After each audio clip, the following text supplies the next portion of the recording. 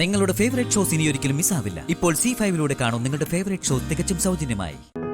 ഞാൻ ആലോചിക്കുന്നതേ ആ കണ്ണൻ അതാരാന്നാ?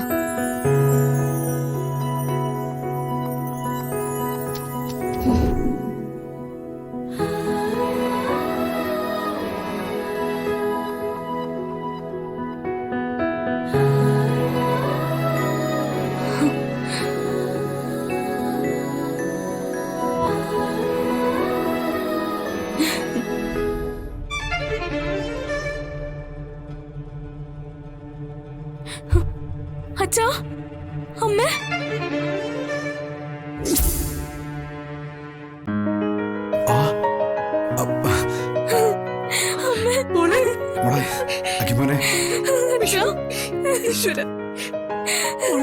ഒന്നുകൂടെ വിളിക്ക്, അമ്മേന്ന് വിളിക്ക്, അച്ഛന്ന് വിളിക്ക്. അമ്മേ, അച്ഛാ, എനിക്ക് ശബ്ദം തിരിച്ചു കിട്ടി.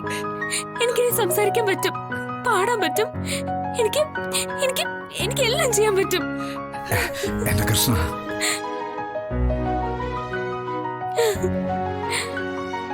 ഇതിന് ഏത് ദൈവത്തോടെ ഞാൻ നന്ദി പറയണ്ടേ? ദേവകി, വേറെ ആരോടുമല്ല, ഈ ദൈവത്തോട്. സത്യമാണ് ഞാൻ പറഞ്ഞേ.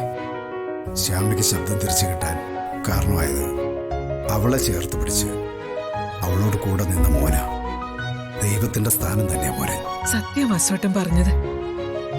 മോൻ ഞങ്ങളുടെ മരുമകനല്ല, മകൻ തന്നെയാ.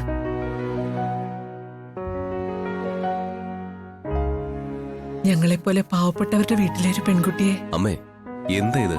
ഇങ്ങനെയൊക്കെയാണോ സംസാരിക്കുന്നത്? എന്തോന്ന് പണക്കാര്, എന്തോന്ന് പാവപ്പെട്ടവര്, അതൊക്കെ വിടണം. ഇല്ല, ജീവിതകാലത്തോളം ഞങ്ങൾക്ക് മറക്കാൻ കഴിയില്ല തോന്നും.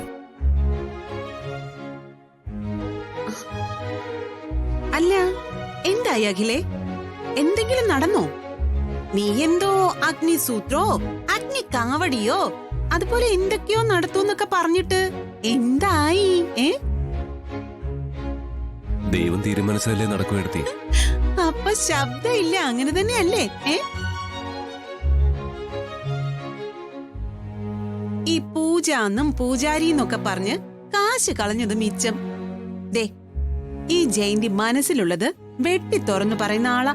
ആ അഖിലേ, ഈ ശ്യാമയുടെ ശബ്ദത്തിന് വേണ്ടി മെനക്കെടാതിരിക്കുന്നതാ നല്ലത്.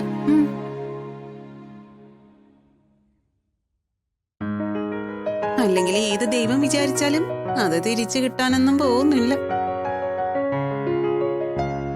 ആ, എടുത്തി പറഞ്ഞ നേരാ. എന്താ?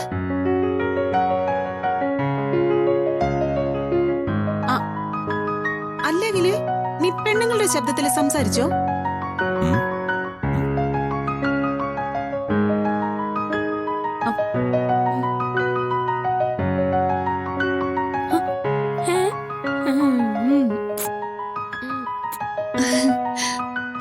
അല്ല, നിന്റെ ശബ്ദം പോലെയാണല്ലോ തോന്നിയത്. അല്ല ശ്യാമേ, നീയാണോ സംസാരിച്ചേ? അയ്യോ അല്ല എടുത്തി, സത്യമായിട്ട് ഞാനല്ല സംസാരിച്ചത്. നീ അല്ലെങ്കിൽ പിന്നെ